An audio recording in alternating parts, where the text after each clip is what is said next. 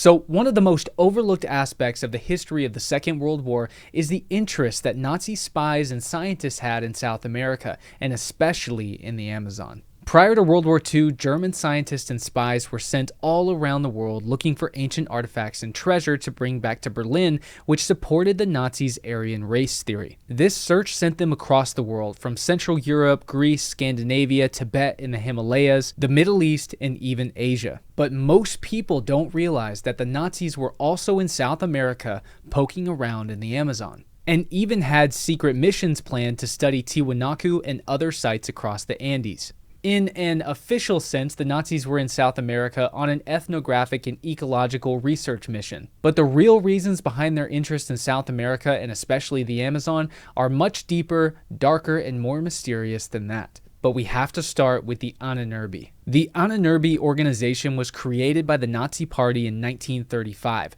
Ahnenerbe being the German word meaning ancestral heritage. The founder of the organization was Heinrich Himmler and was composed of world-renowned German scientists from a variety of different specialties and backgrounds who were devoted to Hitler's cause of studying the natural and ancient world through a lens that promoted the superior Aryan race theory. Hitler's idea was that the Germans descended from a great Aryan race who were actually responsible for the majority of major innovations which brought about civilization, including agriculture, art, and writing. But outside of Germany, of course, most of the world's scholars opposed this idea. The eventual goal of Hitler's Aryan superiority theory was to establish a new understanding of world history, one that established the German people as the central model of man. The city at the center of this new world civilization would be the world's capital, Germania, a revolutionized and transformed city of Berlin, which would be the center of knowledge and education around the world, housing all of the world's most priceless artifacts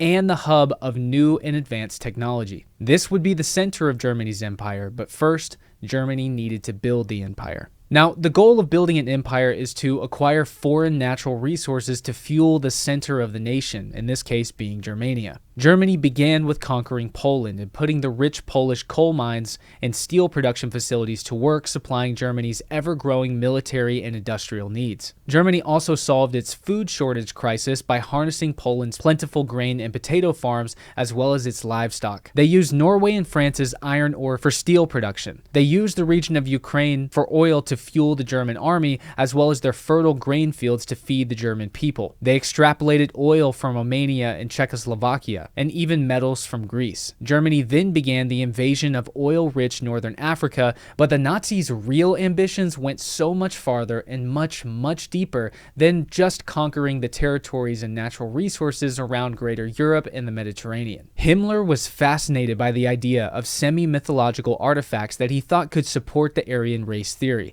He was interested in the location of the Ark of the Covenant and the Holy Grail. And yes, I know what you're thinking. These things weren't just made up for the movies.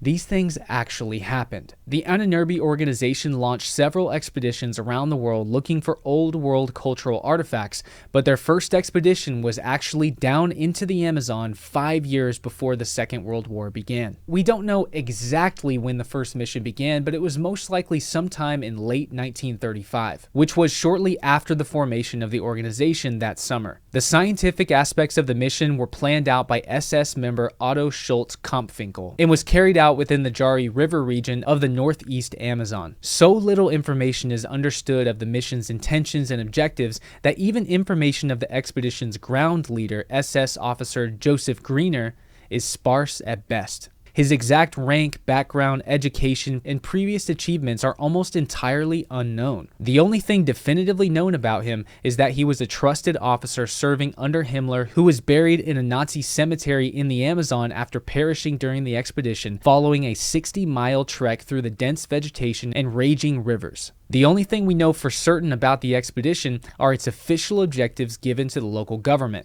which was to collect ecological and ethnographic scientific information and data about the rainforest. In reality, though, judging from the Ahnenerbe's later missions, the expedition's real goal was to collect data on rubber farming operations in the region and scouting areas for German occupation, as after the expedition, Scholz later proposed an idea to Himmler for a German Guyana. replacing the existing French Guyana. The mission was launched just prior to Germany's 4-year rearmament plan beginning in 1936, which aimed to make Germany a self-sufficient country. The rubber in the Amazon, if it could be harnessed by a German colony, could supply the rubber demand for Germany's military and civilian needs, and importing rubber from a German outpost in South America would be significantly cheaper than continuing to buy it from Asia. Furthermore, a German foothold in South America may have eventually led to an attempt to control the Panama Canal, and this is backed up by reports of German agents who had been caught collecting data on the Panama Canal between 1938 and 1942,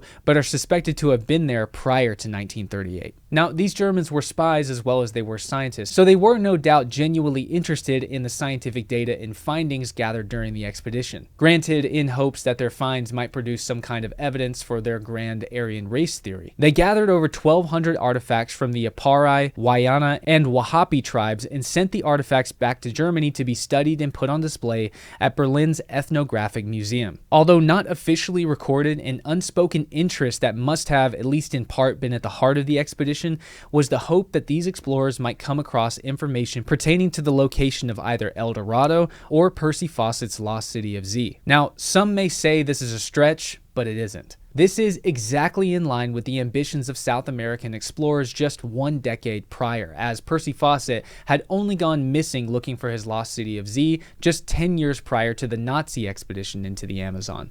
So this was undoubtedly something that was, if not in the front of these explorers' minds, at least on an unofficial sense, it was definitely in the back of their minds and inspired the expedition. But Nazi explorers and scientists were extremely secretive about their findings and discoveries. So if any major archaeological discovery was made, it was never disclosed to the public, the information was lost or destroyed. The Nazis also had an interest in Tiwanaku, stemming back to the exploration and research conducted by German architect and archaeologist Edmund Kiss, who visited Peru and Bolivia in the 1920s. He refused to believe that the monumental stonework at Tiwanaku could have been the result of the locals' indigenous native ancestors and posited that a lost master race must have been responsible for these ancient ruins. This fascination later carried onto other sites in Peru in and around Cusco, such as Sacsayhuaman and Ollantaytambo. In the late 1930s and early 40s, Peru's German population was over 20,000, and the number of Peruvian Germans registered and actively operating within the Nazi Party was over 200 people at least.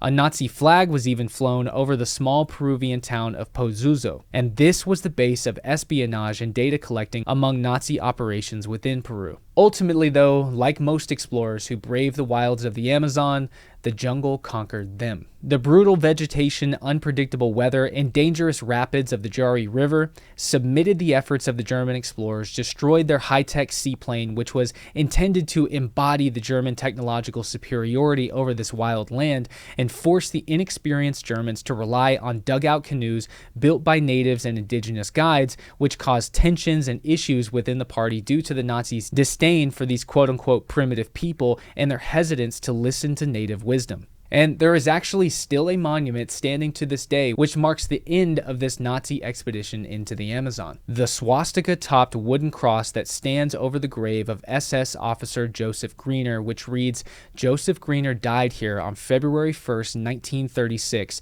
in the service of German research." In all likelihood, Greener probably died of malaria or a similar disease, although the officially recorded reason is that he died to a fever. Although the expedition was not officially completed, the surviving officer of the mission later suggested to Heinrich Himmler that they eventually pursue conquering and establishing a new colony of German Guyana. This is the dead giveaway as to what the mission's true goals were. But the Ahnenerbe Organization's esoteric and mythological agenda in the Amazon, whether they were looking for an ancient city or esoteric and semi-mythological ancient artifacts, is still completely unrevealed. There is a reason why, more than 400 years before the Nazi expedition into the Amazon, the Spaniards called the Amazon the Green Hell. Of the 220 Spaniards and over 4,000 enslaved natives forced to embark on Orellana's expedition down the Amazon River in 1541, after nearly a year in the jungle, only 43 men survived the journey, including Orellana. But just 4 years later, Orellana would set out to chart the Amazon River a second time, which was an attempt that he did not survive. Ultimately, Every European attempt to master the Amazon and ignore the way of the native Amazonian has been met with a dismal fate. I'm Luke Caverns. If you'd like more videos covering the history and mysteries of places all around the world, well, please like and subscribe for more.